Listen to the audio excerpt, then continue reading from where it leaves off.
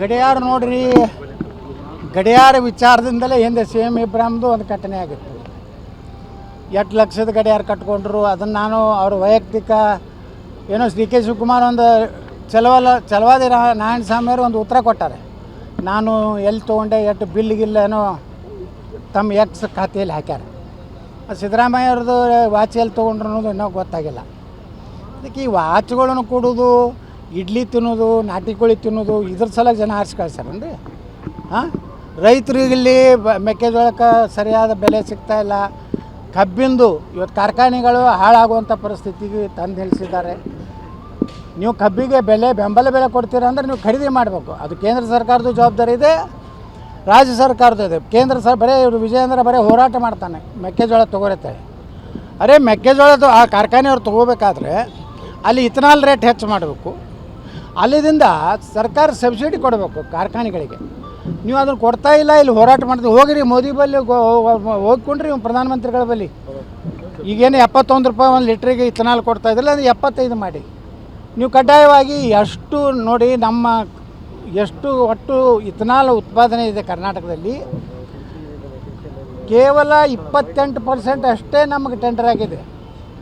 ಇನ್ನು ಉಳ್ಕಿದನ್ನು ಇಥನಾಲ್ ತಯಾರು ಮಾಡಿ ಎಲ್ಲಿ ನದಿಗೆ ಚೆಲ್ಲಬೇಕಾ?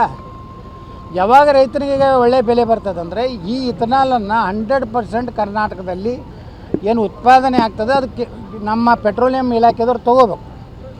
75 ರೂಪಾಯಿ ಕೊಡಬೇಕು. ಅವಾಗ ರೈತನಿಗೆ 2400 ರೂಪಾಯಿ ಎಲ್ಲ ಕಾರ್ಖಾನೆಯವ್ರು ಕೊಡಲಿಕ್ಕೆ ರೆಡಿ ಇದ್ದಾರೆ. ಕಾರ್ಖಾನೆಗಳನ್ನು ಮುಚ್ಚುವ ಪರಿಸ್ಥಿತಿಗೆ ಸಿದ್ದರಾಮಯ್ಯ ತರ್ತಾ ಇದ್ದಾರೆ. ಅವ್ರ ಮೇಲೆ ಅಧಿಕಾರಿಗಳಿಂದ ದಬಾಯಿಸ್ತಾ ಇದ್ದಾರೆ. ತೊಗೊಳ್ಲಿಕ್ಕಂದರೆ ನಿಮ್ಮ ಮೇಲೆ ಏನಾದರೂ ಕೇಸ್ ಹಾಕ್ತೇನೆ ಅಂದರೆ, ಇದು ಕೇಂದ್ರ ಮತ್ತು ರಾಜ್ಯದ ಜವಾಬ್ದಾರಿಯನ್ನು ಇಬ್ಬರೂ ರಾಜ್ಯ BJP ಸಮರ್ಥವಾಗಿ ಈ ಅಧ್ಯಕ್ಷ ಮಾಡ್ತಾಯಿಲ್ಲ. ಹೋಗಬೇಕು ಮೋದಿಯವ್ರ ಬಳಿ. ಹೋಗ್ಲಿಕ್ಕೆ ಅವ್ರಿಗೆ ನಾ ಇದ್ದರೆ ಹೋಗಿಬಿಡ್ತಿದ್ದೆ ಮೋದಿಯವ್ರ ಬಳಿ. ಹಿಂಗಿದೆ ಕೊಡಿ. ಹಿಂದೆ ಪ್ರವಾಹ ಆದಾಗ ಕರ್ನಾಟಕದಾಗ ನಾನೇ ಮಾತಾಡಿದ್ದು ಮೋದಿಯವ್ರ ವಿರುದ್ಧ.